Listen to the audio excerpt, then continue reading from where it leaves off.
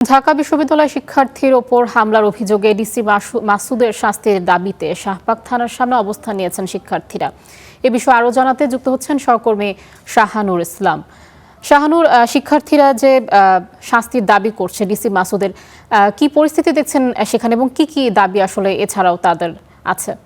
আয়শা, কয়েক ঘন্টা আগে থেকে ঢাকা বিশ্ববিদ্যালয়ের যে শিক্ষার্থীরা রয়েছেন তারা শাহবাগ থানায় অবস্থান করছেন এবং তাদের তিনটি দাবি রয়েছে। তিনটি দাবির মধ্যে প্রথমটি হচ্ছে ডিসি মাসুদ সহ অন্যান্য যারা পুলিশ রয়েছে, গতকালকে যারা ঢাকা বিশ্ববিদ্যালয়ের নৃবিজ্ঞানের 29 ব্যাচের একজন শিক্ষার্থীকে আঘাত করেছিলেন এবং তাকে বিভিন্নভাবে হেনস্থা করা হয়েছে, আমরা দেখেছি সামাজিক যোগাযোগ মাধ্যমে।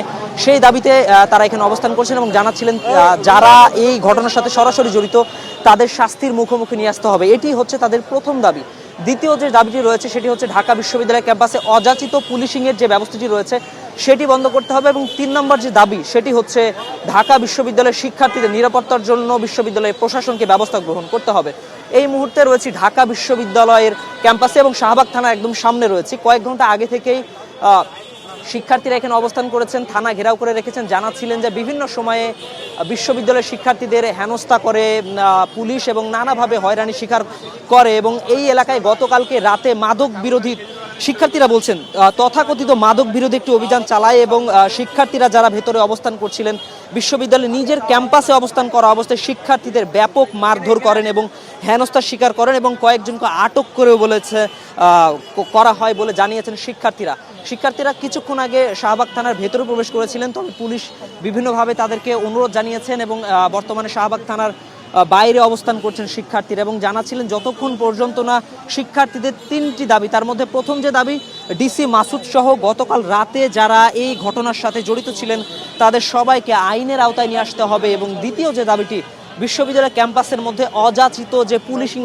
ব্যবস্থা সে পুলিশিং ব্যবস্থাকে বন্ধ করতে হবে, না হলে শিক্ষার্থীরা কিন্তু আন্দোলন করবে বলে জানিয়েছে এবং জানাচ্ছিলেন যে বিশ্ববিদ্যালয়ের যে শিক্ষার্থীরা রয়েছে তাদের দায়িত্ব দেওয়ার কথা বিশ্ববিদ্যালয়ের প্রশাসনের। সেক্ষেত্রে বিশ্ববিদ্যালয়ের মধ্যে ঢুকে পুলিশ শিক্ষার্থীদের বিভিন্নভাবে আহত করেছেন, হয়রানি শিকার করেছেন, চেক করেছেন এবং এই ঘটনাকে কেন্দ্র করে মূলত শিক্ষার্থীরা শাহবাগ থানার কাছে অবস্থান করছেন এবং জানাচ্ছিলেন যতক্ষণ পর্যন্ত না শিক্ষার্থীদের এই 3টি দাবি মেনে নেওয়া হবে, ডিসি মাসুদ সহ অন্যান্য যারা পুলিশ রয়েছেন সে পুলিশ সদস্যরা যারা একদম সংশ্লিষ্টভাবে জড়িত গতকাল রাতের ঘটনার সাথে তাদের বিচার করতে হবে।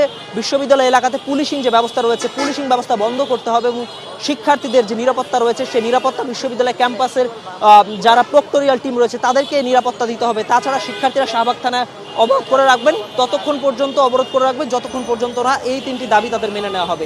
এই ছিল আয়শা ঢাকা বিশ্ববিদ্যালয় ক্যাম্পাস থেকে সবশেষ তথ্য। শাহানুর, আপনাকে ধন্যবাদ।